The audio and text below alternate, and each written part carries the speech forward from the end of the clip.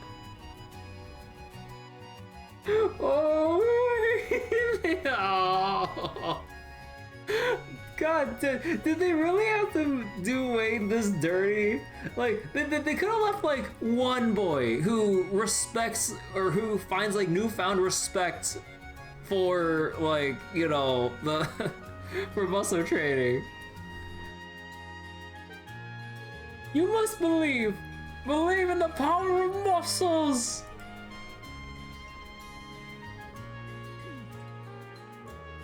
Sheesh, dramatic much? Bruh, nah.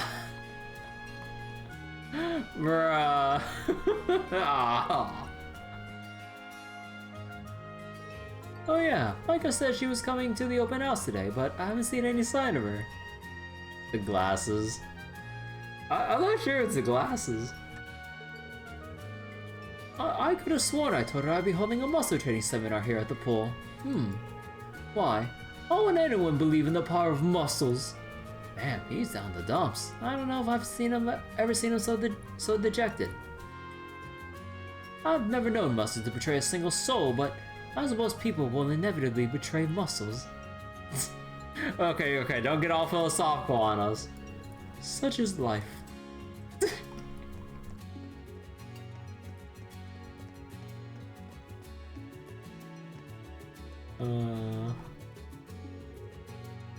Hey Ash, good to see you. Slider dropped the patrol duty on you. Don't sweat it. Ain't like any of us can abandon our club responsibilities just because we're pulling double duty for the open house. It's always been a plan to rotate.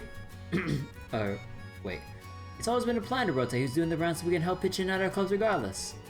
Right, as I recall, you'll be off next. Which is when I'll jump in and get back to work. When the time comes, don't worry about hitting me up on your way up or on your way or anything. Just head straight on over, no biggie. Gotcha, thanks man. Okay, 1 second.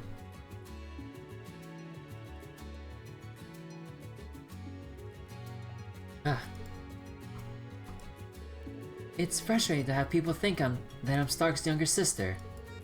I realize that statistically, I'm shorter than the average high schooler. That's putting it mildly. However, I'm confident that one of these days, I'll have a big growth spurt and catch up. Surely I will. I must. After all, I'm on track to surpass Millium. That's a good sign things are going to improve.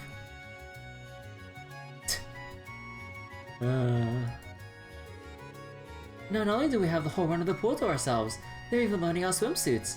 What more could you ask for? Consider me impressed, school. I came here to hang out for a little while. I had no idea there would be swimming lessons. Swimming isn't my forte, so talk about being in the right place at the right time. Thors really feels like it's got it all. Oh, what I would have given to study here.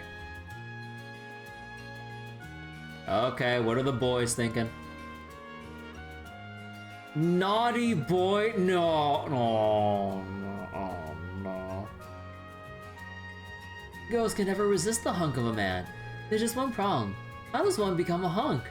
Oh my god. So, how do we get those girls to come hang out with us? Bruh. It's not like muscles would guarantee popularity, so, like, why even bother? Bro, nah, get me out of here. No, these boys are fucking hopeless. Jesus Christ. I can't. I hope they change their attitudes when they grow up, because Jesus Christ, that is gonna get them nowhere. Oh, yeah, I didn't notice Gina here. I left the dining hall in the hands of the kids from the cooking club for today. I can't help but be a little worried though, so here I am. I figured that if things got too overwhelming for them, I could step in and help. It looks like I was concerned over nothing.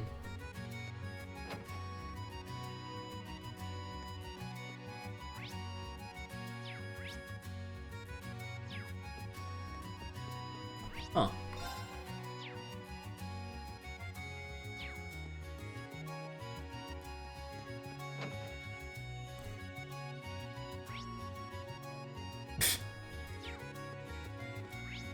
Actually, wait, so there's all that stuff going. Oh no, this just leads into the. Oh no, that was the student store, right? Yeah. And then back down here is the... Yeah, okay, so... Wait, let me double check outside. This is like the last... Yeah, oh, okay. So the last dialogue will be at the respective clubs.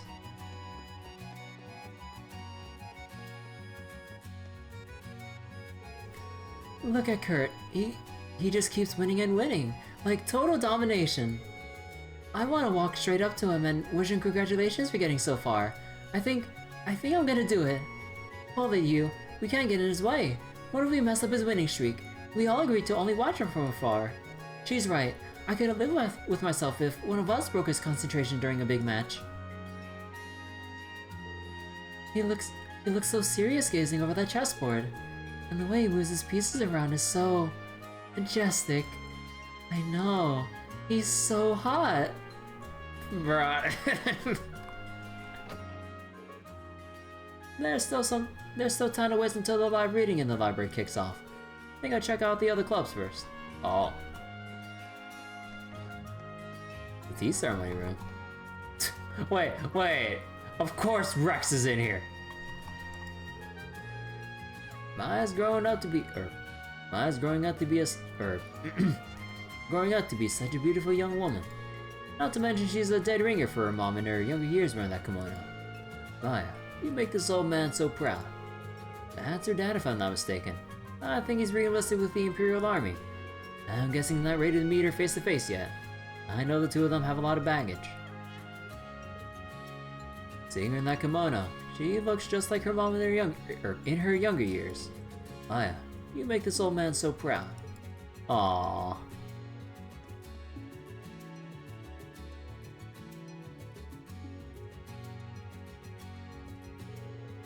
Here's a tea ceremony club. Looks like they're running a tea room and hands-on event. Hold on. What the hell is a skirt-chasing cameraman like you doing here, pal? Oh hey, you're one of Reed's students. How's the open house treating you, man? Enjoying it? Enjoying it, buddy, I'm running this joint. You didn't answer my question. What's got you all excited here? We had a guest who wanted photos of the hands-on portion of... to keep as a souvenir, you see. And as it just so happened, Rex was here in the room and kindly volunteered to take the photos for us. Ever since then, he stuck around as our go-to photographer. It's a lovely arrangement, if I do say so myself. Yeah, turns out a lot of people want to pose to the club members in their fancy kimonos. Not that I'm complaining. I get to snap tons of photos of not just Muse and Maya, or whatever other hotties drop by. Interestingly enough, it's the girls who ask for my services more than the guys. Carry over there is the most popular request. Real talk, I'm more Oh my god, Rex. I'm more than a little jealous of the guy. They keep fawning over how cute he looks and everything. Why can't that be me?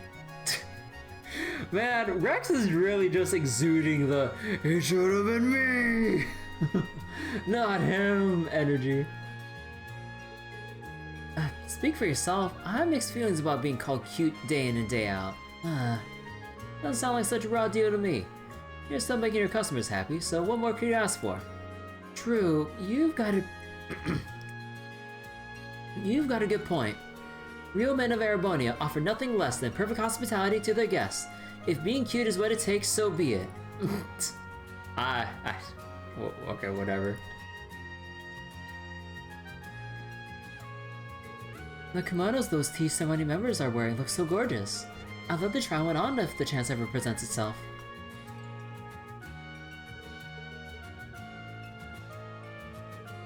Iced tea has a certain bitterness to it, but it still tastes good. I like it. Drinking it really soothes the soul, I feel.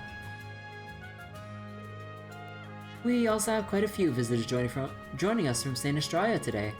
Highly surprising. I know firsthand how curious the Estrella girls are with Thor's student body. They all seem to be enjoying themselves at the open house as well. What a haul! I got so many great shots of all those babes. Lucky timing too. They probably would have refused any other time. Volunteering to cover the open house was the best decision of my life. Rex!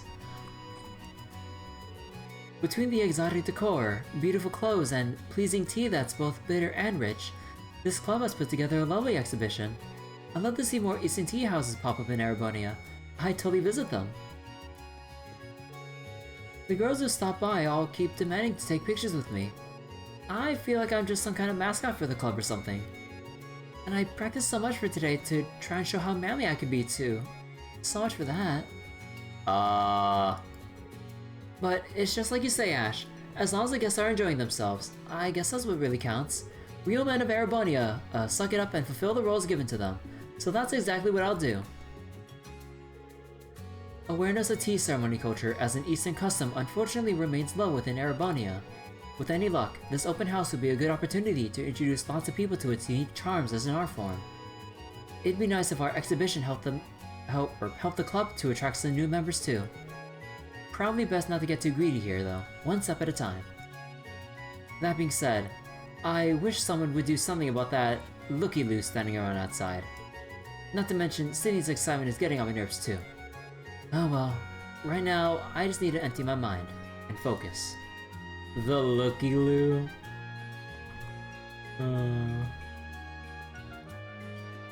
Oh.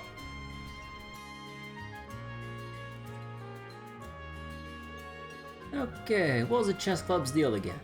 Right, amateur chess tournament with open registration. Let's see how that's going. Checkmate.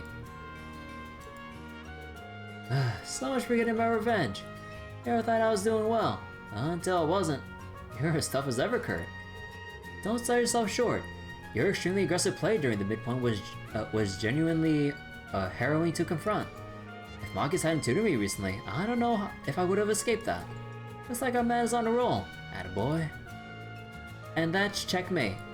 Aw, I lost again. I've been in the chess club for a whole year and this is the best I can do? I feel like such a loser. Don't.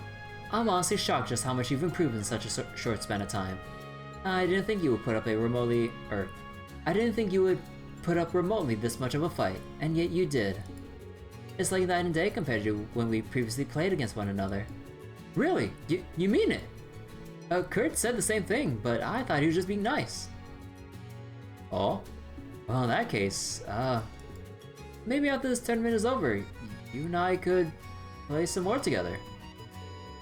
Sure, I guess, but only for a little while. Oh, Sydney? Yes!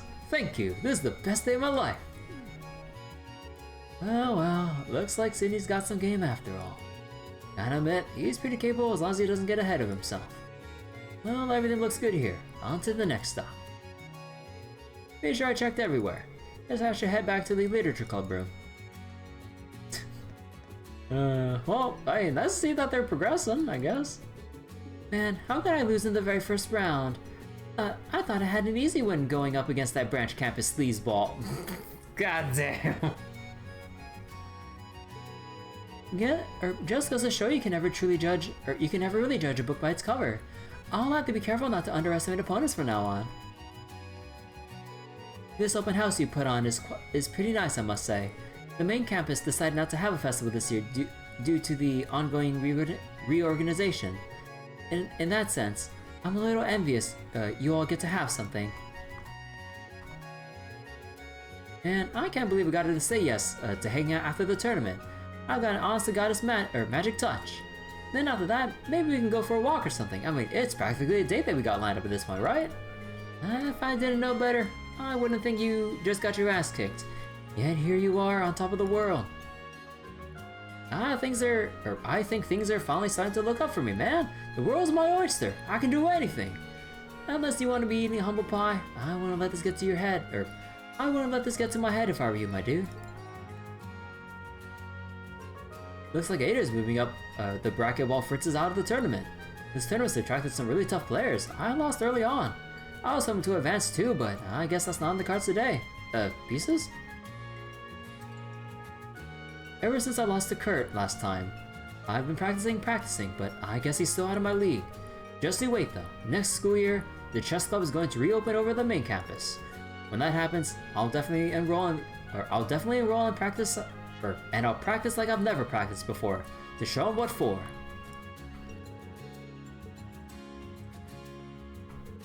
I've participated in more amateur chess tournaments than I can count, placing high on a number of occasions. When I heard there'd be a student run one here, I thought I'd be able to sweep it with hardly any effort whatsoever. Yet to my surprise, all the students here have made for surprisingly tough advanced opponents. It is hard not to feel excited facing some proper competition. Fritz pushed me to my limit, but I still managed to seize victory. Nevertheless, I wasn't expecting so many talented entrants to our tournament. I'm unsure how far I'll advance, but I'd be remiss not to give in my best effort as one of the organizers. Okay. Anything else? Like, let me see.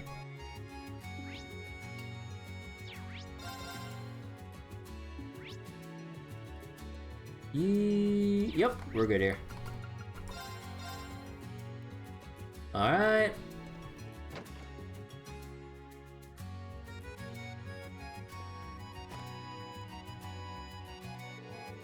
I guess what Principal Lagoon said is true. We sure have a lot of prospective students visiting the school today. Huh, funny how that works considering when this place first opened. There's nothing but a dumping ground for a bunch of castaways. A little harsh there, don't you think? Anyway, I'm glad to see lots of new students will be joining us next year. That should be fun. Yeah, next year. With any luck, that should mean we'll get new people to join the literature club too. Wouldn't that be wonderful? Yeah, that'd be pretty nice, I guess. The only concern is whether I'll be a good role model to the newcomers. It's kind of intimidating to think about. Hey, if anyone's got a good handle on that crap, it's you. Really? You think so? Of course I do. I think you have the new members looking up to you and coming to you for help in no time. Oh, I hope so. I'll have to do my best to be a good leader to everyone. Plus, with all these new faces keeping you busy, you wouldn't have to worry about putting up with me any longer. Oh, Ash! What do you mean by any longer? Ash, what are you... It's almost time for the live reading. Let's grab a book and make our way over to the library.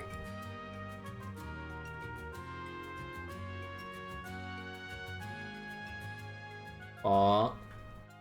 Tatiana?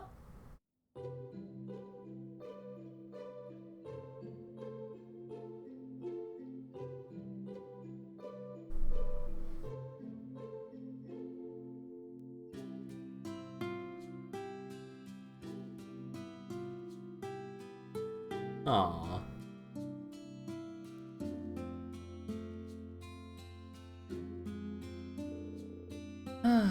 Things went off without a hitch. And the crowd seemed to have a good time. Yep, done and dusted. Though I was pretty shocked you managed to not freak out during the real deal. That's because you were there reading with me. Well, I am a member of this club. If I didn't practice, Shores would never let me hear the end of it. I don't think that's true. You have your job as a committee member after all. So, about what you said before the reading. Whoop, time to get back to doing the rounds. You'll be fine on your own, right? Right. Oh, yeah. Don't worry about our club. Catch you later. Uh-huh. Ash. Whew. The open house is almost over. Finally, guess I'll do another round inside the school. I swear to God if I have to walk around again.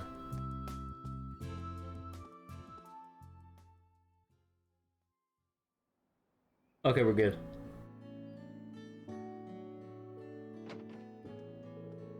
Oh, there he is. Hey, Ash! I see they've been keeping you busy. You can say that again. What are you guys doing all gathered around here? You bunks playing hooky or what? I didn't take you to be slackers who like hoisting stuff on other fools. It's nothing like that. Looks like all Class 7 is here now though. Yeah, weird how it all worked out. You telling me you guys didn't plan this? You all just happen to end up in the same spot? More or less. We each went on our own breaks in search for a place to relax at the same time. Before we knew it, we all found ourselves here. Yup, what you said. We weren't coordinating this at all. It just worked out this way. Well, like the rest of you, I'm still on duty, just to be clear. Be that as it may, I'd say it's a testament to the bonds we forged at Class 7. I think it's simply wonderful. Come on, Ash. You're already here. Why not stick around and chat for a little? A fine idea.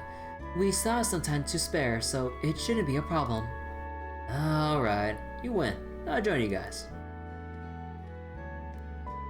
Now, Spit It, what are you guys talking about? Airing your grievances with Shores or something? That's the first thing that popped into your head? Oh, there he goes again, bashful as ever. Unlike me, I'm simply dying to tell you all about how much I adore our beloved instructor. You're on the polar opposite of the spectrum, Missy. You're too open with your feelings. Oh, is the handful, you two. Like you're any better, little bunny. I realize I'm not one to talk, but in hindsight, Instructor Reed sure assembled a class of rather colorful characters. That's an understatement. So you say, but I don't get the impression you've troubled Instructor Reed all that much. Come to think of it, you may be right. What do you expect? He's a model student. Of course he doesn't go out of his way to make life hell for Schwarzer. You say that like it's somewhat out of the ordinary. Still, I wouldn't say it's entirely true. I had my family stuff to work through at the start. I was even a little impudent. It was only later that I started making a point of not causing problems for our instructor. Huh, so you started to sympathize with the guy, is that it? I don't know, I could see that. After all, like Instructor Reed, Kurt definitely has his fans among the girls here.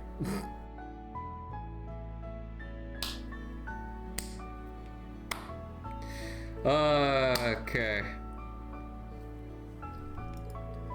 To say the least, it seems like quite a number of girls visiting the campus today have something of a soft spot for him. Meaning we'll have another womanizer in the making on our hands. Nah, Kurt. No. Oh no.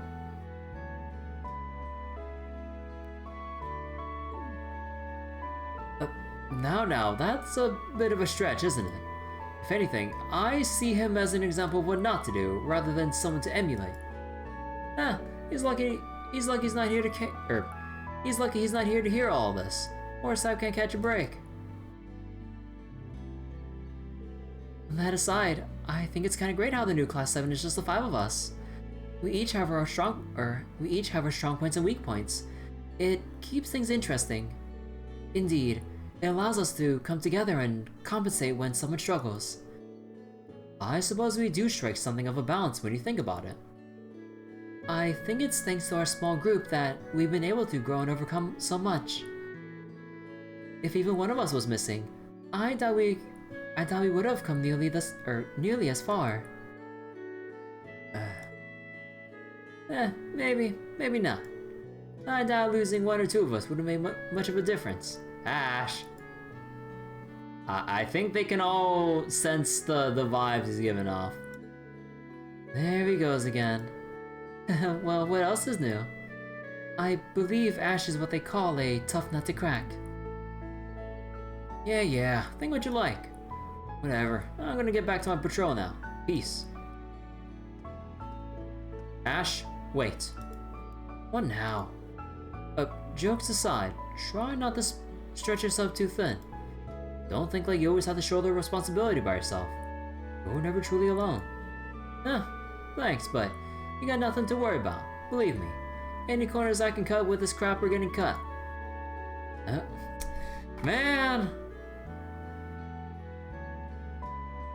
Well, like he's cutting himself off from new Class 7, like with the way he speaks.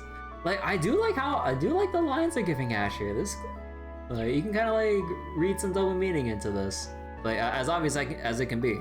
But I do like it. Okay, I'm off for real. Try not to slack off too much now. You hear? Do they all sense it? Yep, they sense it. Oh, Ash. Dang it, he never makes things easy.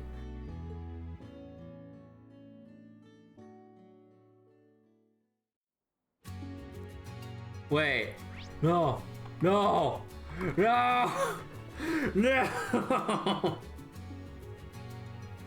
do you mean this is hard?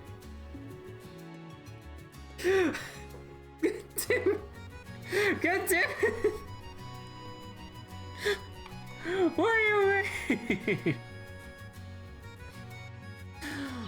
Oh, phase 2! Okay, wait. Is everyone in the same place and same lines?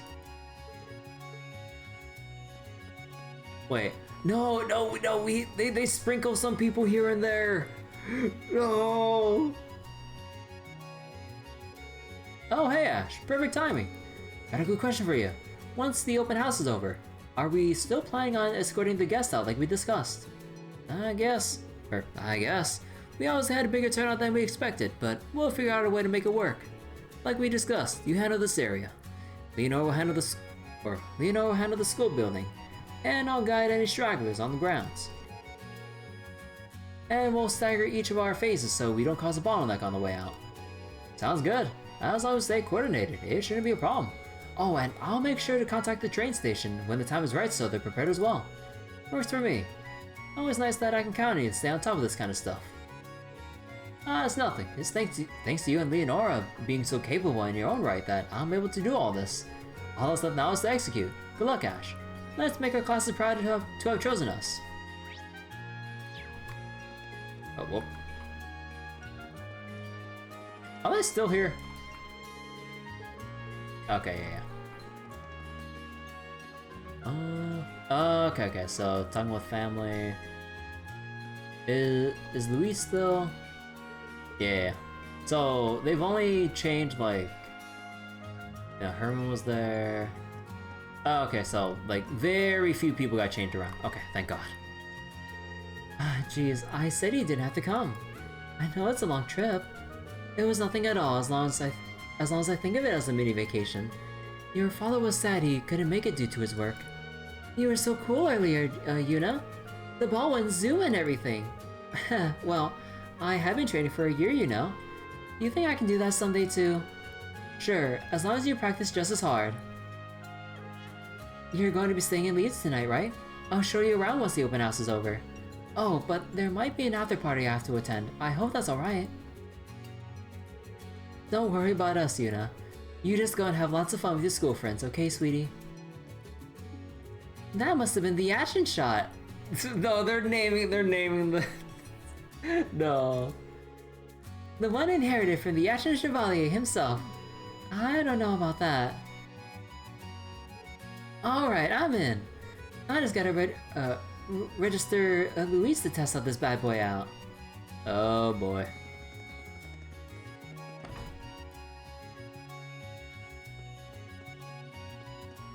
Yeah, looks like it's all the same here. Yeah, okay.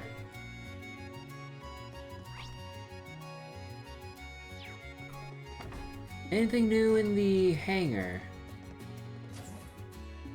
Or is it just Professor Schmidt? Yep. Any new lines as usual? Probably not. Yeah. We're getting the same sequence of lines, so okay.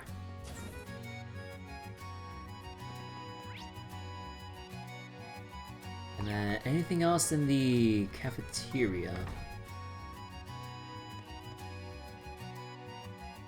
No, I'll find here. How about the student store? Yep.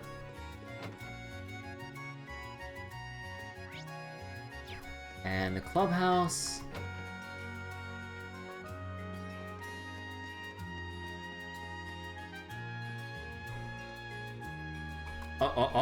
Oh. Despite me maintaining the upper hand this entire time, his sheer tenacity is truly impressive to behold. I don't even remember the last time I got so heated up about a chess match. I drew another challenging opponent. This may be above my skill level, though I have no intention to surrender. I'll fight till the very end. Looks like Ada is moving up the bracket while Fritz is out of the tournament. Oh no, okay, that guy's the same line. It's impressive to see Kurt stay on the offensive and remain unfazed even while facing a higher-ranking opponent. Makes me want to root for him and see him come out on top somehow. Okay. So, very few things like change out here and there.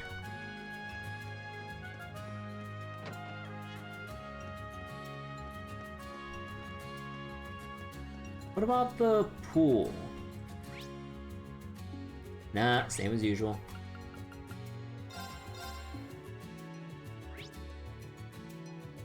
Oh. Oh, Randy. Actually, I'll talk to Randy last. Just so I can kind of make a sweep of the school building. Wait, Monk? Ah, same line? Yeah. Oh, right, wait, whoops. Wonder how the other events are going now. It's as good a time as any to check in on them. Hey, at this rate, there ain't gonna be any time left for patrols. You handle this place. Peace. Bro. Ash, wait. Yup, just dodging left and right here. God damn.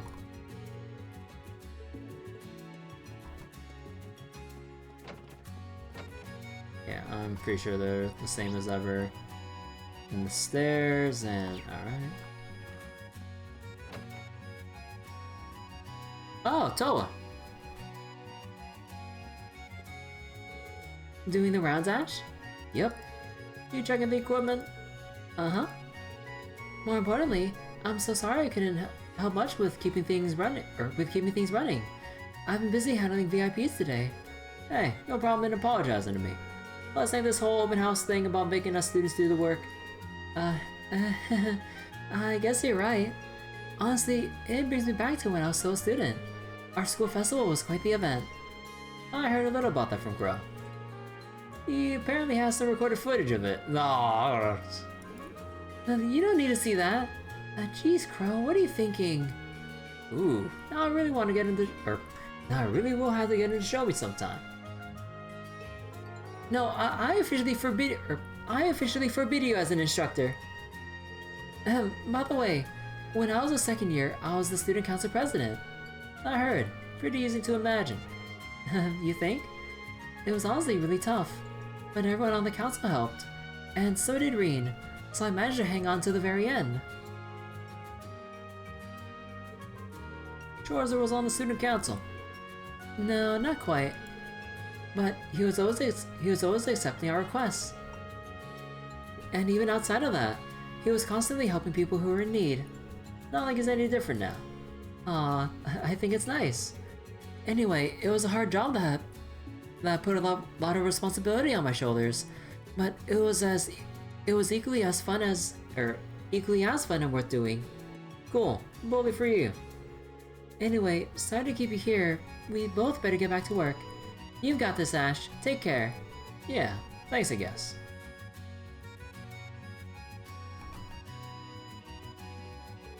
I'll admit that being the student council president back in the day had its challenges.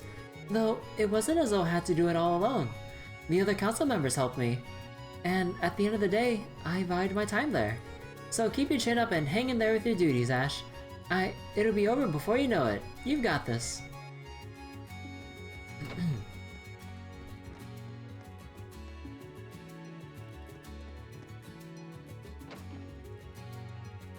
Ah. Alright, did something happen? Nah, just here for the regular report. The open house is proceeding as planned. All the clubs are doing well. I see. Good work out there. You seem busy. Yes, well, end of the year paperwork on top of issues regarding the open house would do that. Not to mention dealing with my successor. You're quitting the branch campus at the end of this year, right? I am. The RMP is understaffed. To be honest, they asked me to come back right after the war ended, but I managed to get them to hold off until the end of the year. Current plan is for Instructor Herschel to take my place. We're bringing in a new instructor to fill the role she's vacating. So you kids don't have to worry about anything. I ain't worried. Huh, good. I suppose I'm the one worried about the branch campus on the way out. But now that I think about it, I was all for naught. You kids have all grown tremendously in the last year. Look at you. You were the #1 problem child when you got here.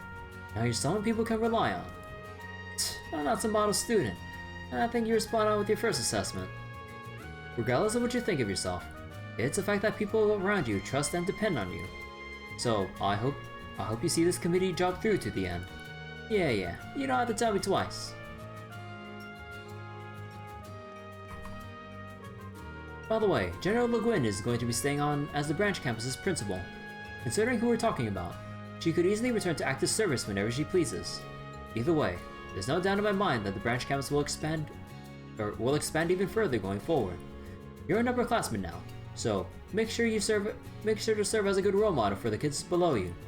Psh, you know as well as I do that I'm about as good of a role model as a cigarette butt you find beneath the school dumpster. Ignoring your colorful choice of words, I'm only asking you to be yourself. That's it. After all, the branch campus is unique, just like with the principal. Unique, huh? Oh, hey! Oh, hey Ash, doing your committee member rounds? What do you think, smartass? So, how's it going? Sounds like the literature club is doing well. Yeah, well, I left all that to Tatiana. And yet I saw you participating in the reading. You weren't too shabby either. You watching? I just happened to be passing by, so I took a peek. Ain't never told you that nobody likes a peeping Tom. My bad. I couldn't help but be curious about how my students are faring. Right, whatever you say. But I guess you're always like that, fun sticking your nose in where it doesn't belong. I bet you've been running around all day looking after people. Kinda wonder if Reem will sense what's bothering Ash with his unclouded eye. Yeah, actually. I figured, since I hadn't seen you anywhere. Not that I'm complaining. Thanks to you, I had an easy time of it. Well, as an instructor here, I've been trying not to get too involved. There's a guy who'd probably write a formal letter apologizing for jaywalking. But I guess there are people out there who appreciate it. Ash, I just don't want to owe you anything. Uh-huh. Choice of words. Ash. I'm going to keep sticking my nose into people's business. That's just how I am. And that goes for your business too. If anything comes up, let me know. I'll come running. I'm your homeroom teacher, okay? I told you, that part of you is so damn annoying. Yep. Leaving all the signs for everyone. So, there's the boy, and then, is that the... They're still hanging out here? Okay.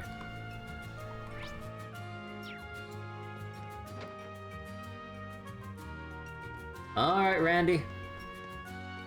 What's up?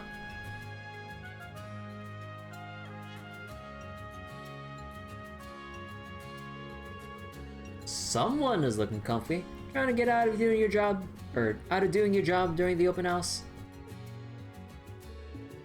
What? Never seen anyone on break, or never seen someone on break before? Sheesh.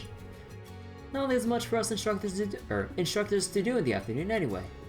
You have to figure workaholics anyway. They practically got everything covered, so why not put up my feet and take it easy? In other words, slacking off.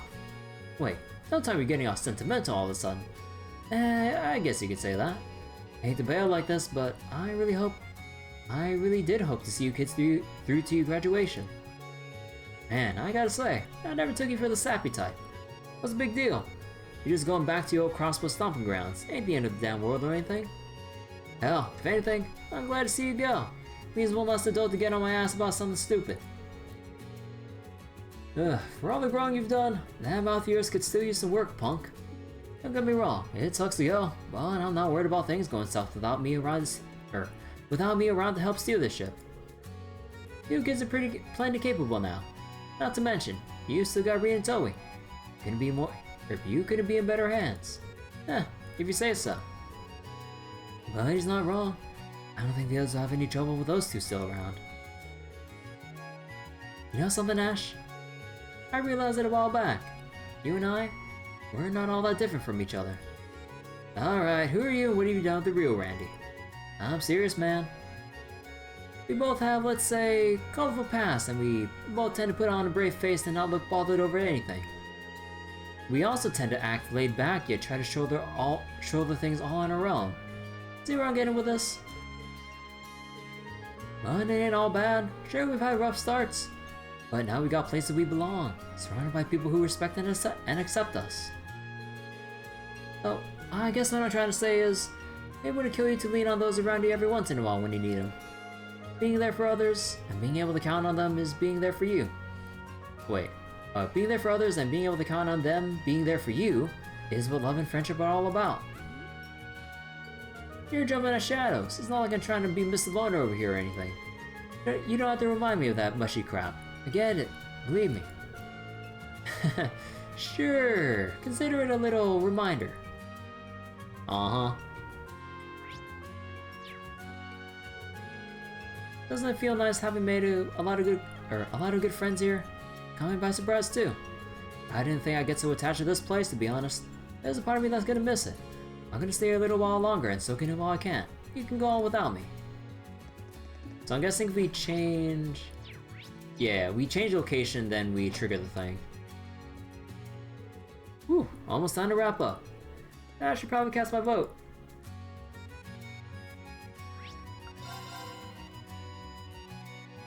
Alright. Which club had the best event, huh? We made to vote for our own club, so... Just leave. Huh?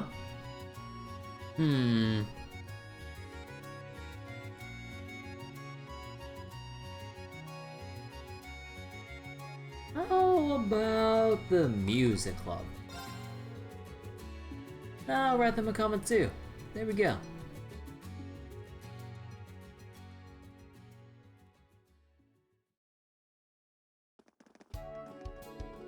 With that, the afternoon portion of the Thors branch campus open house came to a close. The visitors departed the school grounds in good spirits, satisfied with the festivities. As soon as they were all gone, Principal Le Guin summoned all the students and faculty onto the field for another assembly.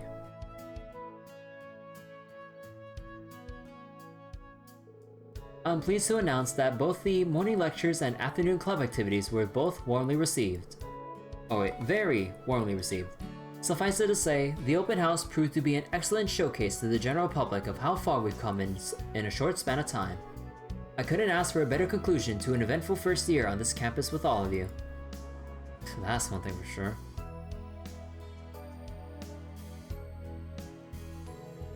Such success as this is only made possible thanks to the hard work and effort put in by every person involved, no matter their role. Impressively, despite the many hours you all have put into this, not a single one of you looks exhausted now that is behind you. If anything, I see excitement and anticipation for the future in your eyes, a wonderful sign of what I'm sure is another good year to come. That having been said, it's now time for today's main event. Huh, I don't get it. All the visitors are gone. There's nobody else left to see whatever this is. Is she talking about the club wedding? It'd be pretty lame if that was the main event.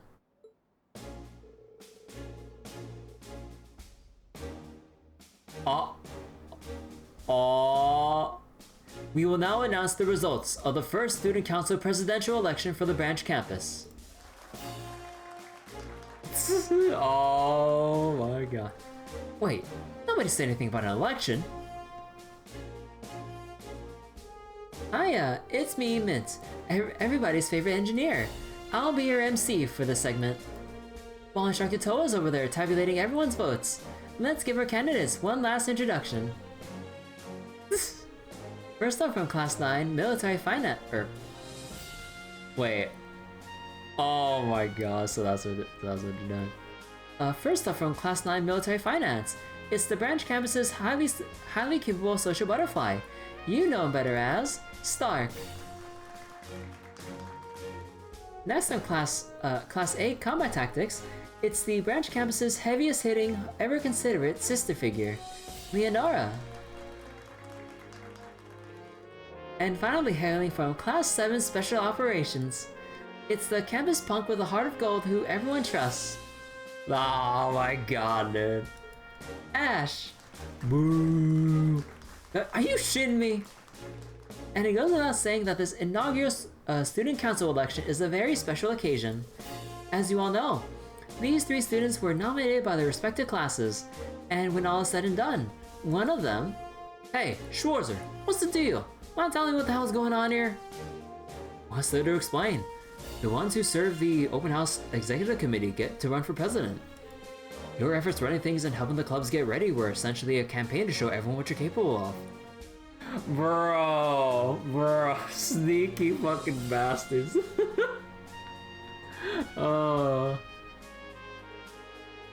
You gotta be, this is news to me. Muse, I thought I told you to give him a rundown last week. But instructor, you see how he's reacting? If I told him he was up for election ahead of time, he would have quit on the spot. So I decided to leave that part out in the interest of the student body. Why you set me up? Look, what Muse might have done might have been a little mean, but we all did come together and choose to nominate you for President, Ash. Are your heads on straight? If anyone's suited to be student council president, it's Funny Locks over there, not me. Or you could have picked Mr. Han Sean honor student. Hell, Wild Philly would have been better. She's a freaking loose cannon. Really, just about anyone here would do. Well, almost anyone. Little Bunny, probably not.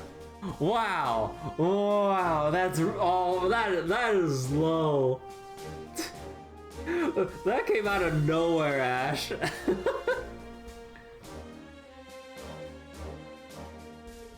You could have been a little more discreet, but I don't disagree. I'm neither suited nor interested in becoming president. Well, in my case, my hands are already full with the duchy. Besides, you know me. I prefer scheming in the shadows over work out in the open. Less scrutiny that way.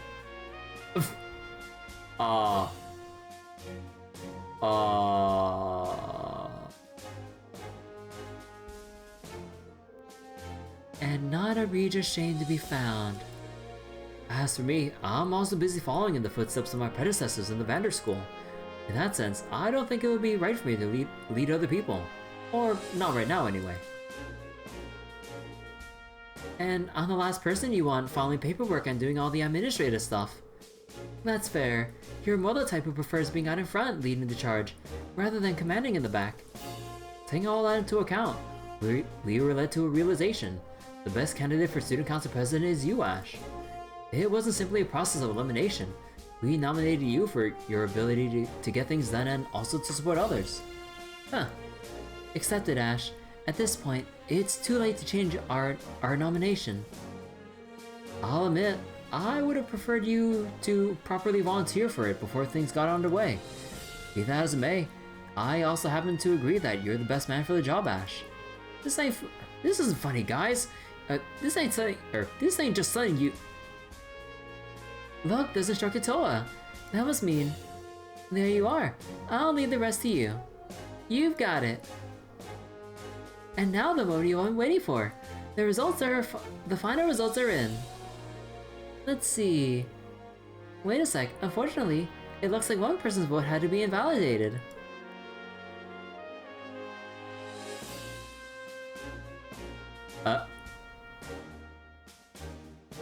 It went to the Modern Music Club. It says, I was sufficiently rocked. Bruh.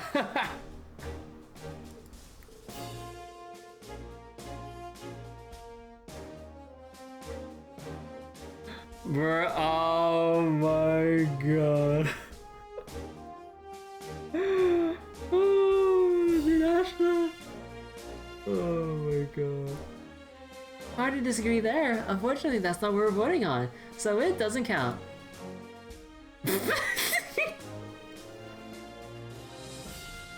So that's what that ballot box was about. Damn it. Anywho, on to the final results. In third place with 4 votes is Leonora.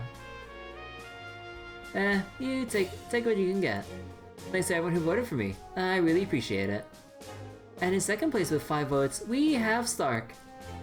To be honest, I'd be lying if I said I'm not a little disappointed. I was ready to take up the mantle and get to work. Oh well, hard to complain coming in second. If those two came in second and third, then that means... I think you've all narrowed it down. But finally, in first place, with 10 votes, exactly twice as many as our... Wait. As our second place candidate. As exactly twice as many votes as our second place candidate. Thors Branch Campus's first ever elected student council president is none other than... Ash Carbide from Class 7. Congratulations! Patchy. Yeah, that's awesome! Good for you, Ash. There's nobody more perfect to be our president. Agreed. I always knew you would win.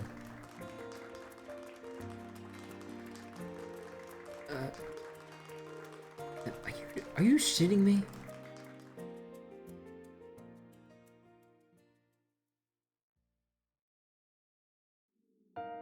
You?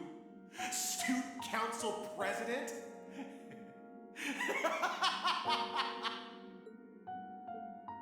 Laugh of the century, right? You're not gonna really do it, are you? You just don't know when to give up, Ash Carbide. It's truly pathetic. You think I don't know I'm unfit for it? How couldn't you? You're so weak, you can't even beat me. How the hell do you expect to set a good example for anyone? I said I know. You'll never stand shoulder to shoulder with anyone. Never as a friend, as a confidant, or as a leader. You can put money on that. Whoever voted for you must be out of their damn minds. It's beyond laughable, isn't it? Come on, Ash. Let's hear you laugh at this farce. At the biggest joke of all. Yourself.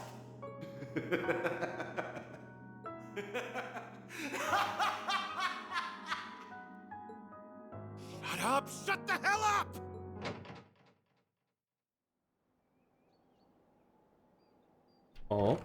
Oh. There you are, Schwarzer. Took you long enough. What's the occasion, Ash? Why did you call me up here? Need to talk about something? You could say that, yeah. Got something I need to tell you. Hope you might want to make it quick. The others are going to be starting the after party soon.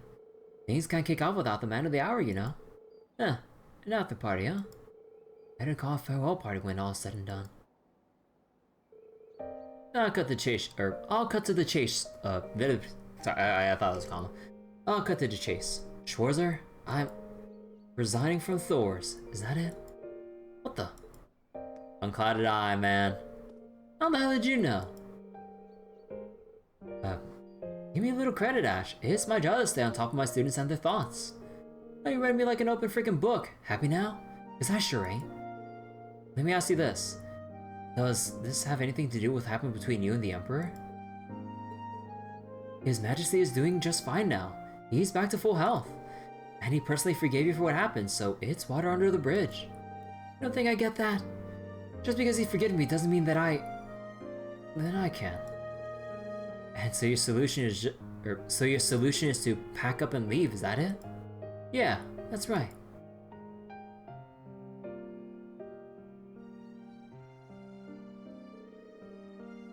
That's all I had to tell you. Peace.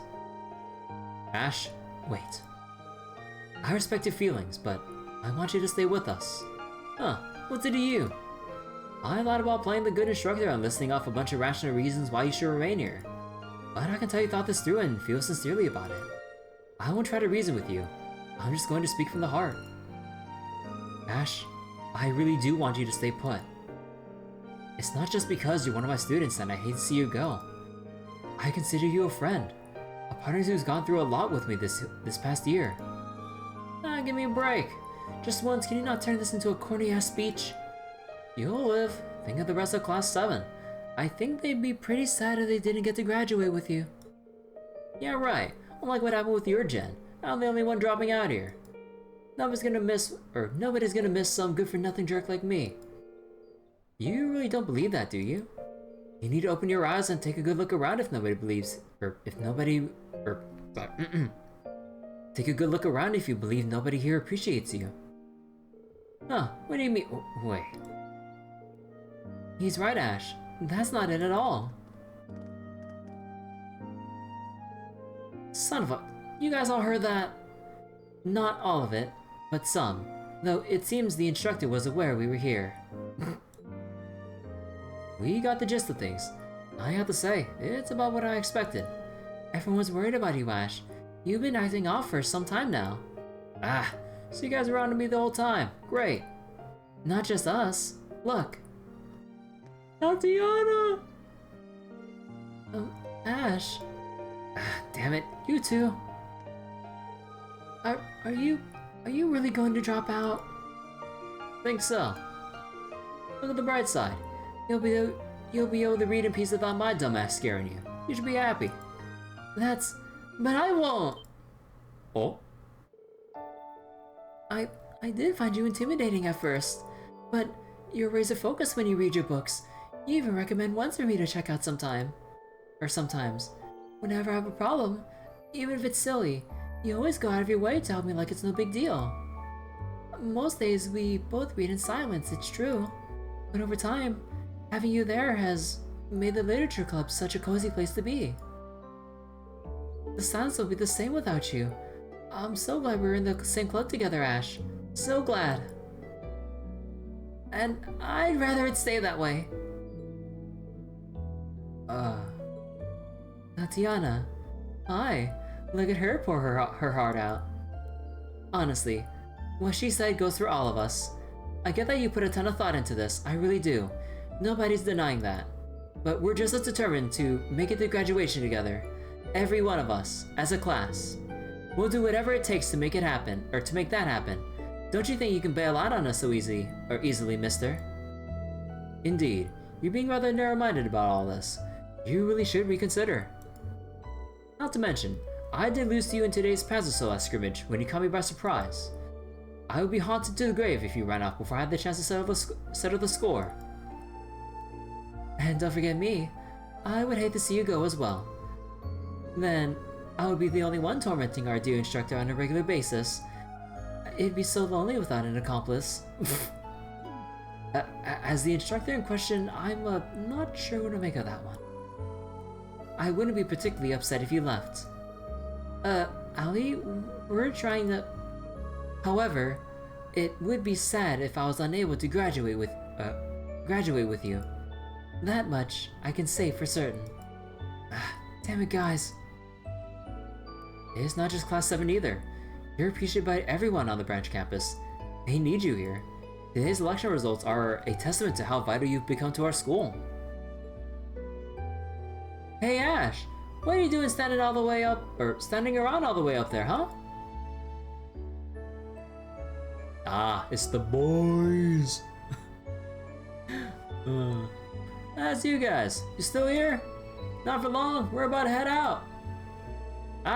We'll be coming to the shindig tonight, too, you know. We got something special for you there to celebrate your victory. So I hope you're getting pumped. Yep, see you there, Mr. President.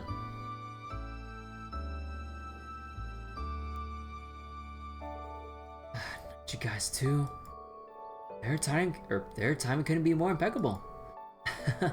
I'll say. Whatever. I don't care what any of you say. I'm still... Oh, give it a rest already, will you? Commanding voice? Yep.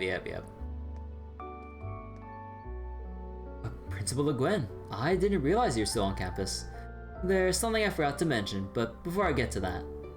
Ash Carbide, you don't truly think you can leave this academy so easily with so much unfinished business now, do you? Huh, so what if I do? This branch campus hasn't seen a single student leave our ranks to date. Not even the war could shatter our perfect record. As principal here, I'm not about to permit our first desertion in such a shameful manner. Are you for real? Boy, she's really putting the screws to him. I can see her point. Given the circumstances, of course she wouldn't be all that inclined to accept this withdrawal. If you really insist, I shall let you go, but only if you agree to fulfill one last assignment as your condition for graduating. Yeah, what kind of assignment? Wait. You must demonstrate the fruits of your education at this prestigious branch campus as one of its first students. Something tangible. Thors is an institution with deep ties to the Imperial family. You must shoulder its legacy, without shying away from it. Surely you owe that much to His Majesty the Emperor after all that has happened. It's hard to argue against that. Agreed. That sounds like a very reasonable thing to ask in return. Not to mention, I believe today's election offers you something of a unique opportunity, one you would be foolish to pass up. Damn it! What makes you all think you can boss me around? You have no idea what I'm thinking. Well, Ash, I hate to say it, but you brought this all on yourself. Now, are you going to turn tail and run for those thoughts? Or will you confront them head on? The choice is yours. Ah, shit. You guys really you guys are playing real dirty, you know that? Bro. The Cold Steel 3 opening. Or the menu music, I mean. Ganging up on me, goading me at every chance, going straight for my damn pride. How am I supposed to run off in peace now when you go to all that trouble? Then does that mean... Let me make one thing clear. I ain't staying because you guys all cried crocodile tears. Nothing like that. I had to save the thought of ditching this place when I still got stuff left to do. Fine, I'll accept your dumb assignment. I'll make good on it so hard it'll wipe that smirk clean off your face. Meanwhile, till it's time to graduate, you guys better believe I'm gonna be putting you guys to work. And that goes for the new kids. Ash. Now there's the Ash I know. Yeesh, Ash. Can't you admit how you really feel just once? Frankly, at this point, I'd be more shocked if you did. Agreed. At any rate, this coming year is shaping up to be a rather fun one. I can't wait for it to begin. Oh yes, Carbide. About that other thing I forgot to mention earlier. The Student Council President is permitted to select who gets to fill the other roles on the council. No election necessary.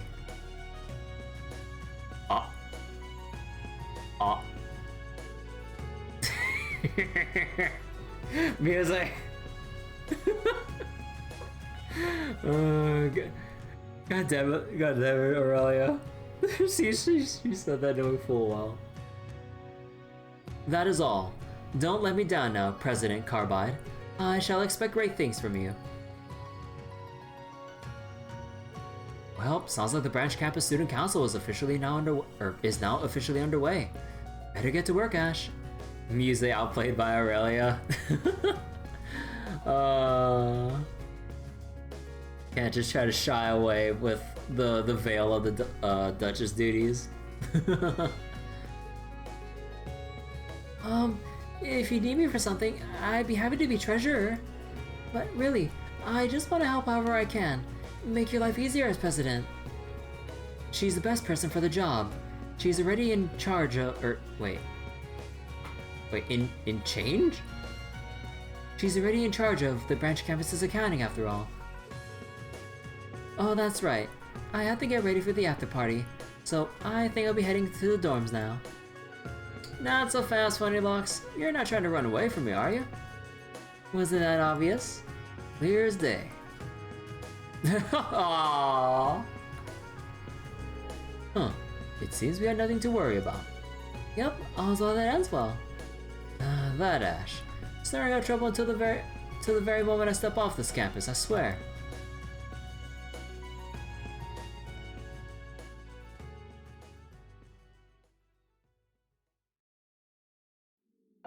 So, you didn't run away. Yeah. No matter how lame I may look, I decided to stay the course. You already noticed, right? That curse of yours vanished a long time ago. I know. You're nothing more than the manifestation of my own guilt. Finally put two and two together. Guess it's time I was on my way then. No. That's not how this works. Wait, what? You're not going anywhere. Probably not ever. But I'm gonna keep moving forward, even if it means crawling on all fours. So you just sit there and watch. You sound pretty dead set. Fine by me. Make sure I get a real good look then at the future you've resolved to create through blood-stained hands. God damn. The way he just talks to his like inner guilt like this. 2 days later.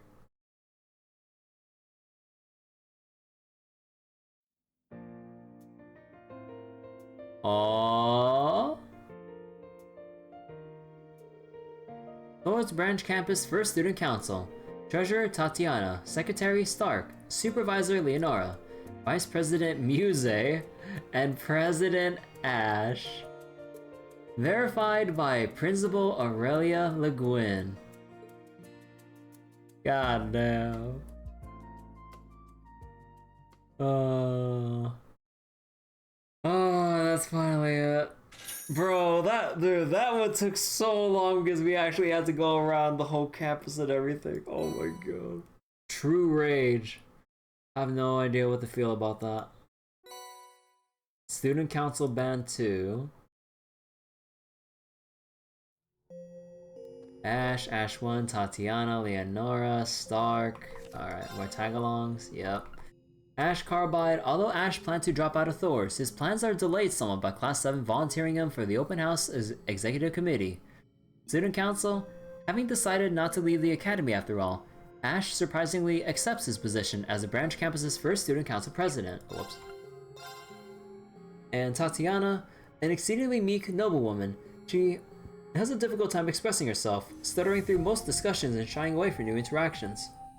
Treasurer, Tatiana's... Wait. Tana? They flipped the I and the T around. I was like, wait, did they change her name? I was like, was I mispronouncing her name? No! Bro! Come on! Oh, excuse me.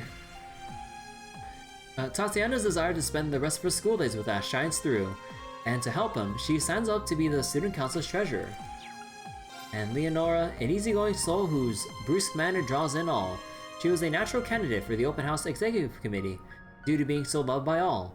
Club activities, despite coming in third place in the bid for Student Council President, Leonora still accepts the position of supervisor. And Stark, the warlike son of a Jurian merchant's family with smarts that make everything he does look effortless. He also joins the Open House Executive Committee, secretary. Despite coming in third place in the bid for Student Council President, Stark still accepts the position of secretary. Alright. Oh my god. That took so. I thought we were able to get through the final bit with like Reen's Daydream. It's getting late. I know I started the stream late because I kind of overslept a little bit when I napped. But oh my god, yeah, it's bro.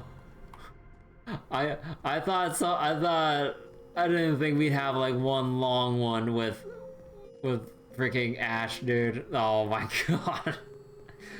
Well, I mean, at least it gives me more time to probably set up, like, some people for the final sequence. Like, because I got, like, nearly 20,000 new materials, which, in all honesty, isn't really enough.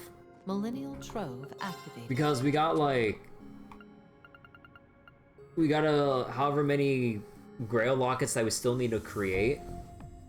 And, oh, boy. And honestly, going hard on trying to create all the Grail Lockets. Probably want to save that to the very end because you can actually get Grail Locket Loas and Urs and regular Grail Lockets through the new Sealing Stones. I mean, actually, when I was doing some off-stream grinding, I actually did get a Grail Locket from the UR that I got. So, considering all that goes into making one piece, that saves so much compared to making them like one by one. Oh my god, okay. But yeah, also I am getting a bit closer. to maxing out every Master Quartz. I just need a good couple runs and we should have everything maxed out in no time, pretty much. Then we can be free to basically just equip whoever with whatever and just get things squared away. The last Daydream's about 20-30 minutes. Nah, I'm getting tired. Like, I don't want to drag this to 2 in the morning. Like, I was pretty tired from the, like, Lethal Company collab the last night. Then I, like, slept a little bit late because of, you know, still having a bit of, like, or still feeling awake after the Lethal Company stuff. So, yeah. I mean, I knew we weren't getting this done in one session. I was just wondering how much of the bucket list we had to like chew off in one session, more like. Because I was hoping to get the Daydreams done and the Vantage Master stuff done. Because, you know, Vantage Masters, we already have all the strongest stuff. That'll go by real quick. The Mirroring Error might take a little bit because of how difficult I would imagine the questions might be and just having to cycle through over and over. And the Trial Doors would probably be just super fast because, again, we will be just doing it on, like, very easy. And honestly, I should just bump that down to just easy standard so we can just one-shot it and move on. Because, like, it would be nice to just kind of fight it out and duke it out with whatever is in the Trial Doors, but we gotta get going. So, yeah. I think that'll be it for tonight. Also, I'm still really curious, like, what the hell was with the sub-event here with Kia? Because, like, we have the... Or, I accidentally went to the depths and triggered a cutscene. Like, going into the depths of the Zeroth Stratum. I was like, oh, maybe that's the trigger. No, she still says the same damn thing. Even when I try to cycle through other characters to see if it's character specific for some weird reason. No, it isn't like that. So I'm like, what the hell? Like, is it like side content related, or is it like Coda main story related? I don't freaking know. I'm stumped. It's confusing the hell out of me. Is it like a Vantage Masters related thing? Because like we still have like 2 other people to play because I saw Aurelia selected. But yeah, we'll do that later. But I guess we'll figure that out somehow. But yeah, so the rest of this stuff shouldn't take too long to kind of blow through. But I will just be leaving it here for tonight. I am dead ass tired right now. So also I do have the backup save here because I did rewind a bit so that we can actually view the cutscene of entering the Zeroth Stratum on stream. So I'll save that for once we're actually going into it and closing this out, however long this will take. But yeah, okay. Let me just stop it here for tonight. God, we're almost breaking like 250 in-game hours. And there's actually more hours than that because of, you know, reloading that resets the in-game timer a bit. Also, you know what I noticed when I was just kind of like messing around a bit? I forgot about the new artwork and stuff once you beat the game. And I kind of stumbled upon this by accident because like in hindsight I was like, man, I should have reacted to this like blindly on stream, but then my curiosity got the better of me. But then like, you know, you have like all the, but you have like artwork like this where you have like, you know, like new class 7, Reen, the SSS, Estelle, Joshua, then you have like Swin and Nadia back there and Crow. Although, like, out of all of old class 7, they put Elisa there. Because like, I immediately thought back to like, you know, like probably canonical intended romances going forward once they move away from, you know, the Cold Steel cast and all. I'm just like, man, like you couldn't make it any more obvious. But yeah, then you just have like all the other artwork of like the key moments of like, you know, the liberation of Crossbell. And then you have like, oh, we get the full shot of Aurelia back at Thors. Oh my god. But yeah, you have like all these shots here and stuff. Also, wait, what was Reen reading here? Wait. Erebonian. I can't tell what that last word is. Oh wait. Oh, Erebonian Empire. Wait. Is that Empire spelled without the E at the end? Wait, I just see EMPIR, and you don't even see the markings of the letter E at the end. It's just Empire. Erebonian Empire. No way.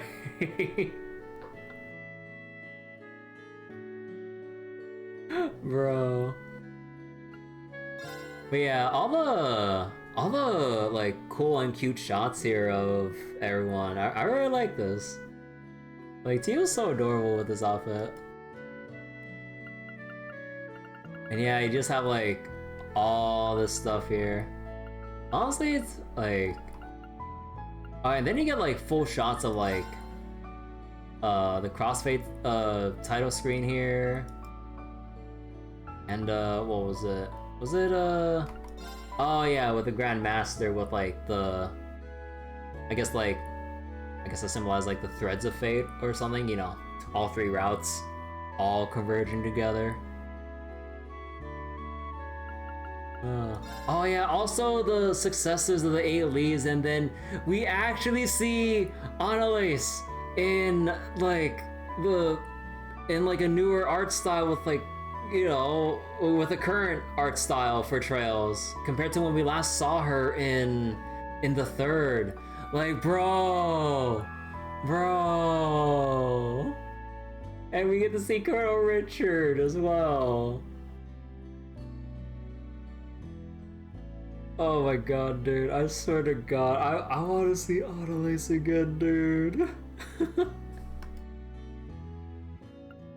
But yeah, like, as I was kind of going through this because I just got, like, really into just looking through all of the pictures here. It's got me feeling like... What was it? I didn't think I'd feel so, like, reminiscent about, like, my time with the Trail series, just seeing, like... What was it? Like... Seeing some of like stuff like this where you see other older characters, you know, Annalise, Richard, I'm just like, bro.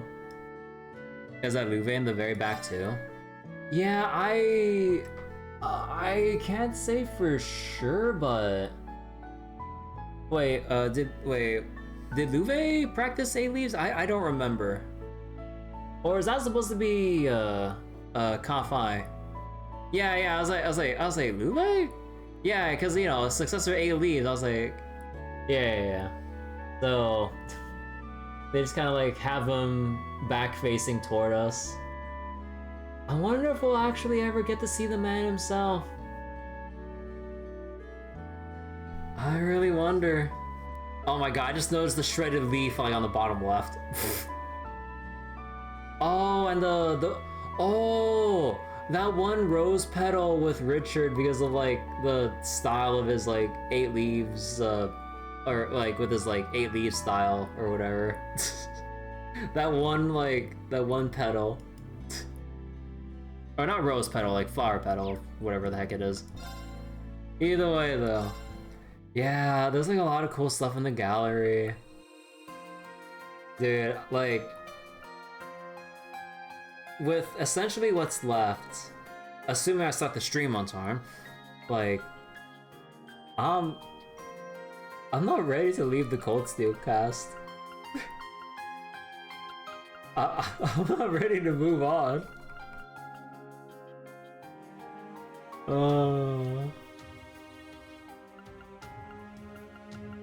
There's still so much more I want to keep seeing in Erebonia.